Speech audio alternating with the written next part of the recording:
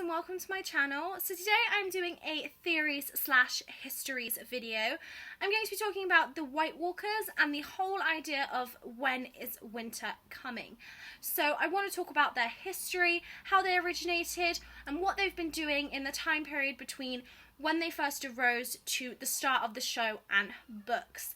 And then for the second part, I want to talk about my theories, what I think is going to happen to them, how I think they're going to make their move, and what this means going forward for the rest of the characters of the Westeros world and beyond that. Okay, so I will leave a little annotation around here, so if you've seen all of the history stuff, you know all about it, then feel free to skip forward to my theories so you can check out what I think about them without having to listen to me babble on about stuff you already know. But if you do want to learn a bit more about them, keep on watching, and if you do enjoy this video, please give it a thumbs up and subscribe, and if you have any questions, comments, requests, or you want to share your own theories with me, comment below and I will definitely get back to you. Okay, so let's start off by talking about how the White Walkers were created. So in the books, it hasn't been stated yet. We don't know how they came to be. However, the show recently showed us that the Children of the Forest created the White Walkers by shoving a piece of dragon glass into the heart of a first man, and this turned him into a White Walker. So at the start of the show and books, the White Walkers haven't been seen for about 8,000 years. In the books they are called Others, in the show they are called White Walkers.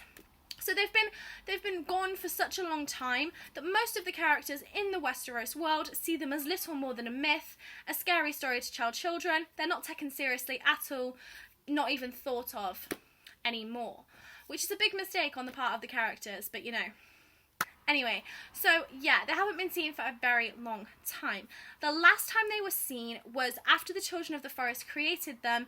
They then went Skynet on their asses and took over Westeros. They managed to fight the Children of the Forest and the First Men to the point where they either fled or were killed, and they basically managed to take over Westeros all the way down south, and they were this dominant species, this very powerful species, and this was a period called the Long Night, because it was a very long winter with the world of Westeros completely ruled by the White Walkers. However, they were pushed back. The Children of the Forest teamed up with the First Men and the very first Night's Watch and the legendary figure Azor Ahai, and they managed to push the White Walkers back up north. After they managed to get the White Walkers out of the south and up very far north, Bran the Builder built the wall to make sure they could never again march on the south and never again be this massive threat. So the White Walkers were kind of banished. They were kept beyond the wall after having hundreds of them killed, and the wall was there as a defense mechanism, as was the Night's Watch. Okay, so they were beaten back, as we know, but then came the Night's King. He was a commander in the Night's Watch until he went north and fell in love with a White Walker woman. He fell in love with her and gave up his vows, and there's the quote that says, when he gave her his seed, he gave her his soul. So he gave himself completely to her, and it's presumed that he too became a White Walker. He then took her back to one of the castles on the wall that was working at the time, because at the height of the Night's Watch, just after the White Walker invasion, I think that 14 of the castles on the wall were manned, and it was like a very big honour to join the Night's Watch. So he took over one of the castles with his White Walker lover. He did this because the castle he took over, I think it was called Night Fort, was the only castle accessible through a set of carved stairs on the other side of the wall going up to it, but the Children of the Forest fashioned a weirwood door that meant no person could get through unless they were a sworn member of the Night's Watch. The Night's King was a previous Lord Commander, so he managed to get through with his White Walker wife. And he basically took over and ruled from that seat. And it was an atrocious rule. He was incredibly cruel, and they say monstrosities went on there that were too bad to speak about. However, the tales of him got down south, and the Starks, Umbers, and the Wildlings joined up to take him down, and they pushed him out. It isn't known if they killed him or just pushed him out of the castle and back beyond the wall. It's kind of not really said, but we don't know. Anyway, he was the original Night's King.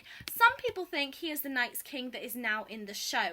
This White Walker, the White Walker who turns the babies, who always seems at the head of the pack, raised the dead at Hardhome, and wears this crown. However, George R. R. Martin kind of put rest to that theory when he said, In the books, he is a legendary figure, akin to Lan the Clever and Brandon the Builder, and no more likely to have survived to the present day than they have.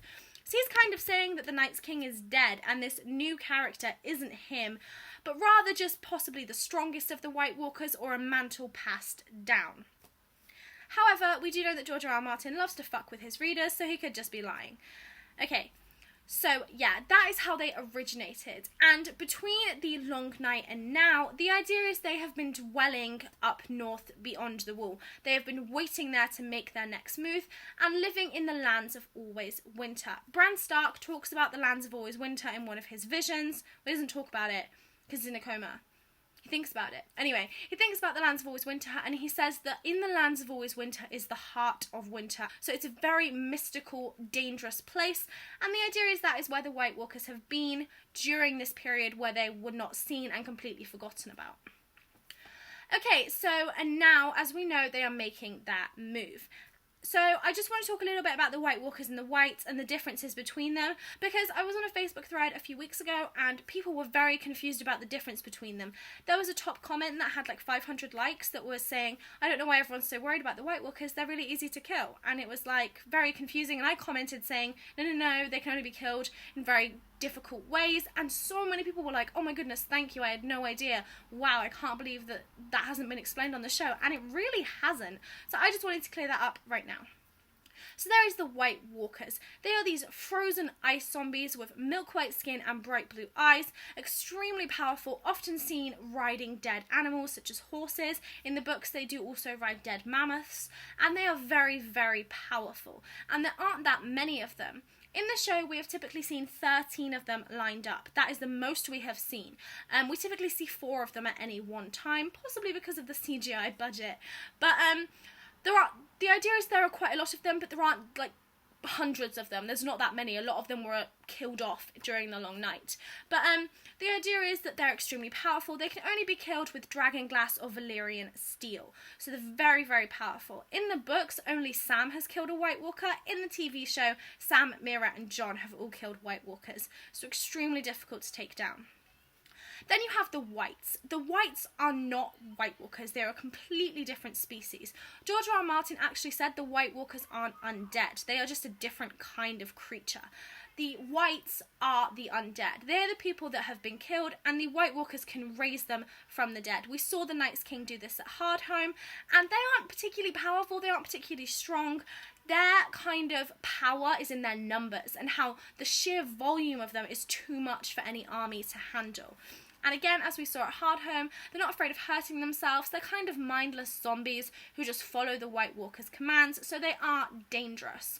And Wights are created when they die and the White Walkers raise them, but it's been presumed it also has something to do with the cold, because if, you know, everyone who died on Westeros was a Wight, then the continent would have been fucked a long time ago. I think the idea is that when they die, the cold and the presence of White Walkers nearby has something to do with them being raised by the dead. Okay, so when will they come and how? So, there are a couple of reasons people presume why they haven't marched on the south yet, and I want to talk about the main one. This is the idea of the wall. So as we know, the wall is this amazing marvel of Westeros. It's this huge, long, icy defense mechanism built specifically to keep the White Walkers back. It wasn't built to keep wildlings back. It was built to stop White Walkers marching on the south again. And even though it's an amazing physical marvel, an amazing structure, a lot of people don't think it is the wall that's keeping them back, the ice, because they would be more than capable of climbing it, of trying to get through it, and if the Night's King is a sworn brother of the Night's Watch, he could get through it. But again, there's a bit of debate about that, and it's kind of, as well, the fact that he hasn't tried to get through the weirwood door when he would be able to, does call into question, again, whether he is the same person. Anyway, so the reason they can't get past the wall isn't because of its physical marvel, but rather that the wall is imbued with magic. So that is why the White Walkers can't even try and march on it. The idea it has some kind of magic that repels the White Walkers and just doesn't allow them to cross. This is a huge obstacle that means they literally can't go south. They can't get past the wall. However, there are 2 theorized ways around this. First of all, there is the Horn of Winter, also known as the Horn of Joramun. This is a horn created by the first wildling king beyond the wall, and basically it's this mythical object we honestly do not know much about. But it is claimed that the first time the horn was blown, it raised the giants from the earth. So it's a very powerful object. And it's been theorized the next time it is blown, it will bring the wall down, either the entire structure or just deactivate the magic inside the wall that stops White Walkers from getting past it, though it is presumed that it would actually just bring down the structure, as the wildlings of the years have been searching for it. In the books, Mance claimed to have it. However, Tormund speaks about how he never actually found it, and he's glad he didn't find it. He said it was a huge actual threat. In the books, he says, "The Horn of Joramun? No, call it the Horn of Darkness. If the wall falls, night falls as well. The long night that never ends. It must not happen. It will not happen." So Tormund doesn't even want the horn used because he knows bringing down the wall is a benefit to the wildlings, but means the White Walkers can follow straight behind them. So yeah, it could be that the White Walkers use the horn to bring down the wall and march on the south. As I said in the books, no one knows where it is. It's been searched for many a time and no one has found it. In the show, Sam finds it at the Fist of the First Men with a ton of dragon glass, and it's not really spoke of after that, isn't really spoke of during, but it's presumed that Sam found it and took it with him to Castle Black, and so it's pretty much inaccessible to the White Walkers at this point. However, there is another way they may be able to cross the wall. This is through Bran Stark. As we know, Bran was marked by the Night's King when he walked into the weirwood tree without the three-eyed raven's protection, and the Night's King marked him. This allowed the Night's King and the White Walkers and the Wights to circumvent whatever magic, very powerful magic, the three-eyed raven had on the cave, ensuring no one could pass. And it meant, huge destruction, and Hodor and Summer was killed. Very horrible episode, very, very sad. But yeah, basically the idea is he marked Bran and it allowed him to enter the three-eyed raven's cave. Some people have theorized, therefore, that Bran's mark means the Night's King, the White Walkers and his army can follow him anywhere, possibly beyond the wall if Bran goes through the wall. So if Bran goes south again with Mira and Benjen, it doesn't seem like he has any other options at the moment. He could take the Night's King with him, and whatever magic keeps the White Walkers away from the wall would be null and void and stopped, and the White Walkers could follow Bran through. This is a horrific thing if it's true, because if Bran were to know this, it means he would either have to spend the rest of his life beyond the wall, never seeing his family again, never seeing his friends or his hometown, but it would be the only way to stop a White Walker Westeros invasion. So that's the idea as to why they've been holding back and why they haven't been marching on the south, because of this big issue of the wall. And so the idea is probably when they manage to circumvent this issue, that is when they will finally make their move. There is also another issue, however. The White Walkers don't come out during the day. We've never seen them during the day. They only come out during night. And again, there is another quote by Tormund. He says, "They're never far, you know. They won't come out by day, not when that old sun's shining. But don't think that means they went away. Shadows never go away. Maybe you don't see them, but they're always clinging to your heels." So the idea is they can't go around during the day, but they are still a presence in the north. However, Westeros has just had a record-long summer, and it's very possible this will be followed by a very long, bitter winter. And as we know, in Westeros, the winter brings harsh cold winds, snow, and also a lot of darkness. So it could be the White Walkers were waiting for a equally long summer, equal to the long night, to finally make their move, as that is when they can march on the south, not having to worry about too much sun.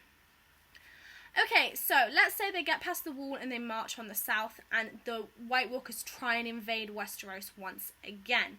This obviously will cause huge problems, and the question is who will come out a winner. There are a couple of theories around what will happen if they do get south of the wall, and I'm just going to run through them now. So the first theory is that they will win. pretty simple, that they will get past the wall and their numbers will be too much, and the fact that the houses still aren't taking them seriously.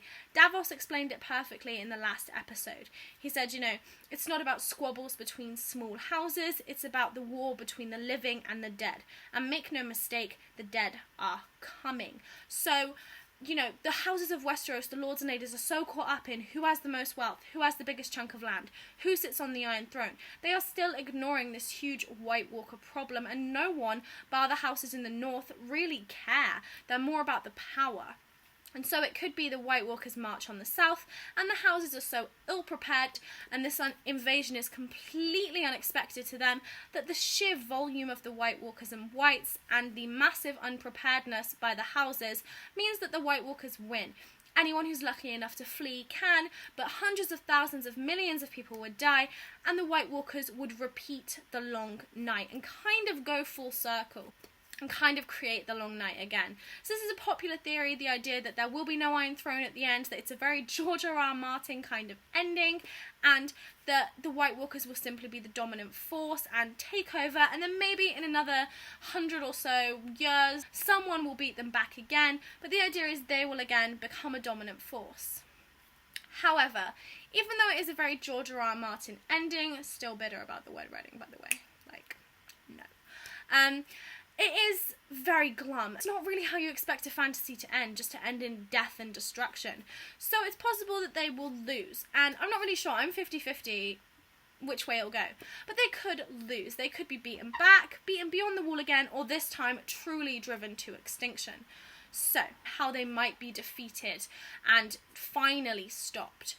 So first of all, there is the very popular theory, and kind of the most obvious theory, which is why I don't think it's going to happen, but I thought I'd talk about it, is that Dany will defeat the White Walkers. She will come over with her Khalasar, her Unsullied, her sellsword companies, and come to take the throne, but meet an army of White Walkers marching on the south. And then she will beat them back with her dragons, like... She's got a pretty good advantage. She'll beat them back with her dragons, with Dragonfire, as... We don't know whether Dragonfire is lethal to White Walkers, but because Valyrian Steel and Dragonglass are, we presume that Dragonfire would be a lethal substance towards the White Walkers, and obviously would very easily destroy the Whites. So the idea is Dany will come over, destroy the White Walkers, stop this mass killing by them and stop this invasion, and take her place as queen, because she saved everybody. That's a very obvious theory to me. It's a little bit too obvious. George R.R. Martin really doesn't like being predictable. We saw that with Ned Stark, and then with Robb Stark, and then with Stannis Baratheon. He doesn't like doing what everyone thinks he's going to do. And Dany's story from the start has been very kind of predictable, and you expect her to fulfill her character arc of going back to Westeros. But I think it's a little bit too obvious for me. It's a little bit too easy. It's kind of like packaging up the storyline in a bow, and, you know, perfect ending. Dany gets on the chair, and she defeats them all with her dragons, and it's all tied up and happy. A little bit too perfect for me, a little bit too contrite, and I don't think George R.R. Martin is that kind of writer. Okay, so another possible way that the White Walkers could be destroyed is by Jon. Jon by far has had the most contact with the White Walkers. He invaded the wildling forces to become a spy and saw them firsthand. He saw them firsthand at Hardhome. He was a member of the Night's Watch. It was his duty to stop any White Walkers. In the show, he was one of only 3 people who has actually killed a White Walker. So he's a pretty big deal. And he does hold a Valyrian steel sword, which is a lethal substance towards the White Walkers. So I think this is my favourite theory, and this is the one I hope comes true, is that Jon leads a wildling and northern army to take out the White Walkers. He has the most experience with them. In my opinion, he would be the best general to stop them.